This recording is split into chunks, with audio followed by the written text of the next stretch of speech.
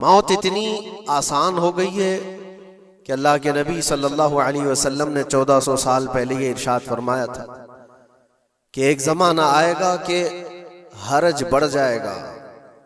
तो सहाबा ने पूछा था ये हरज क्या है? तो हुजूर अकरम सल्लल्लाहु अलैहि वसल्लम ने इरशाद फरमाया था कि कत्ल बहुत ज्यादा होगा, एक दूसरे का कत्ल इतना ज्यादा होने लगेगा कि लोग उसकी परवाह भी नहीं करते। आज मुझे आज बताओ, दुनिया पूरी बहुत सारे इश्यूज पर बैठकें कर रही है, ग्लोबल वार्मिंग पे है, दुनिया में इन्वायरमेंट की चेंजिंग पर, मौसम का तापमान बढ़ रहा है, इस पर मीटिंगें हो रही हैं, बड़ी बड़ी तंजीमें बैठती हैं। ये ढकोसला है ये दुनिया का, ये मगरिबी दुनिया, वेस्टर्न कंट्रीज का दिखावा है। ये एनिमल लवर्स को भी बाहर लेकर के आते हैं, उनको बहुत ज्यादा कवरेज दिया जाता है। ये कुत्ते से प्यार करने वाला है, ये मुर्गी से प्यार करने वाला है। जालिमों, 40,000 नहीं 50,000 लोगों को फिलिस्तीन में तुमने ना हक मार दिया, उस पर कोई बैठक नहीं करते। मौत इतनी आसान है इंसानों की। जंग जिससे है, मुकाबला जिससे है, तुम्हारा आपस में बराबर की ताकत का मुकाबला हो तो समझ में आए कि एक दूसरे की फौजों से मुकाबला है, इधर की फौज भी मर रही, उधर की फौज भी मर रही है, लेकिन निहत्ते बच्चों का क्या कसूर? बल्कि वो गोद में आए हुए अभी जिन्होंने शऊर की आंखें भी नहीं खोली, दूध पीते बच्चों के जो कत्ल हुए हैं। तारीख में आपने पढ़ा होगा फिरौन ने 12,000 बच्चों का कत्ल किया था, सिर्फ इस गुमान से कि उसने ख्वाब देखा था बनी इसराइल में एक बच्चा पैदा होगा जो उसकी सल्तनत को हिलाक कर देगा। ख्वाब की वजह से काहिनों ने उसको बताया था, उसने ख्वाब ये देखा था कि आसमान से एक तारा टूटकर उसकी गोद में गिरा और आग लग गई। तो नुजुमियों ने उसकी ताबीर ये बताई थी कि बनी इसराइल में एक बच्चा पैदा होगा जो तेरी सल्तनत को हिलाक कर देगा। उस डर से बनी इसराइल में जो भी बच्चा पैदा होता उसको कत्ल करता था।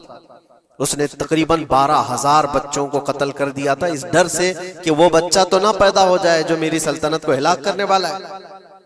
और वो मूसा अलैहिस्सलाम थे, पैदा भी हुए और फिरौन के घर में ही पले। अल्लाह का निजाम है। लेकिन मैं यहां इसलिए बता रहा हूं, फिरौन जुल्म में पूरी दुनिया में मशहूर है। वह औरतों को भी जालिम इस तरह से मारा है कि जिसकी तारीख में मिसाल नहीं मिलती। लेकिन मैंने अपनी जिंदगी में देखा, आज के जमाने में इजराइल नाम से एक नाजायज हुकूमत पर काबिज शख्स ने 12,000 नहीं 50,000 लोगों को साल भर में कत्ल कर दिया। ये तारीख का भयानक चेहरा है। आज लोग इसको हल्के में ले रहे होंगे, न्यूज वाले एक तरफा रिपोर्ट करते हैं क्योंकि इनको इनके बाप दादाओं से डर है, जहां की खाते हैं वहां की गाते हैं। लेकिन बाद को ये सच्चाइयां जनरेशन में मुंतकिल होती रहेंगी। कभी तो आएगा कोई इंसाफ की नजर रखने वाला। और इंसानियत का कत्ल कितना बड़ा कत्ल है। एक शहर के 50,000 लोगों को कत्ल कर देना, और ऐसे कि वहां की इमारतें पूरे राख के मलबे में चली गई। सदियां लग जाती एक शहर को बसने में, एक घर को बनाने में आदमी की अपनी जिंदगी गुजर जाती है। क्या क्या अरमानों से घर बनाते हैं, लेकिन एक पल में किसी का घर उजाड़ दिया, उसके सामने तड़पते हुए उसके बाप की लाश हो, मां की लाश हो। वो तस्वीरें क्या आपने नहीं देखी कि एक बाप छोटी सी बेटी को लेकर के दौड़ रहा है, तो उसका बेटा अलग पैर और हाथ जले हुए बम से तड़प रहा है। वो किसके दर्द को देखे।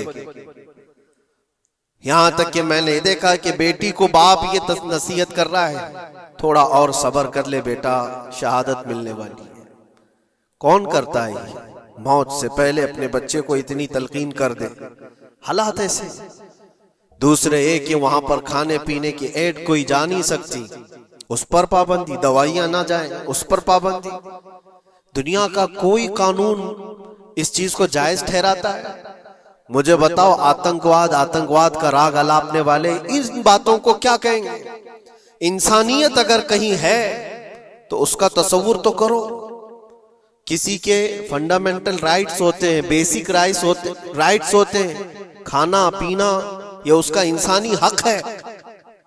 दुश्मनी तुमसे जिनकी है उनके साथ मुकाबला करो, आम शहरियों के साथ नहीं। मुखबिर सादिक रसूल अकरम सल्लल्लाहु तआला अलैहि वसल्लम की तालीमात देखो। जिहाद को लेकर जो प्रोपेगेंडा तुम फैलाते हो और हर चीज को जिहाद का लफ्ज दे करके एक ऐसा नैरेटिव क्रिएट करते हो कि लोगों के दिमाग में एक प्रोपेगेंडा फैल जाए। आओ मैं तुम्हें सुनाता हूँ, रसूल पाक सल्लल्लाहु तआला अलैहि वसल्लम जब सहाबा जिहाद में जाते तो उनको किन बातों की तलकीन करते थे। सबसे पहले मुजाहिदीन सहाबा से कहते, जिस जगह तुम जा रहे हो मुकाबला तुम्हारा जिनके साथ है उन्हीं से मुकाबला करना। जो तुम्हारे खिलाफ तलवार उठाए उसके खिलाफ तुम तलवार उठाओ, और रास्तों पर बैठे हुए बूढ़ों को हाथ ना लगाना, किसी औरत के साथ छेड़छाड़ ना हो, हामला औरतें अगर कैद में आ जाएं तो उन्हें छोड़ देना।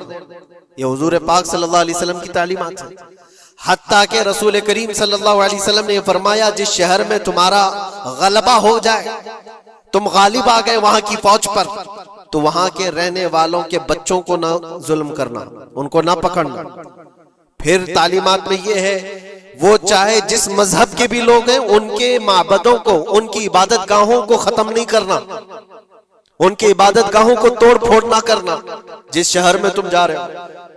यहां तक कि हुजूर अकरम सल्लल्लाहु अलैहि वसल्लम की तालीमात तो देखो, हुजूर ये तक फरमाते थे मुजाहिदीन सहाबा को कि जिस शहर में तुम जा रहे हो वहां के दरख्तों के पत्ते भी ना उखाड़ना, दरख्तों को भी ना नुकसान पहुंचाना। जंगी तालीमात को आज कोई नजर में नहीं रखता है। दुनिया कहती है कि जंग के दौरान भी कुछ उसूल होते हैं, लेकिन कोई उसूल नहीं। हमने देखा है जिसकी ताकत है उसका बोलबाला है। ये दुनिया उनके खिलाफ कभी कोई बात नहीं करती। आज से तकरीबन 20 साल पहले भी इराक की क्या हालत थी आपने देखा होगा। एक झूठे प्रोपेगेंडे की वजह से पूरे इराक को तबाह किया गया, आज तक वो संभल नहीं पाया है।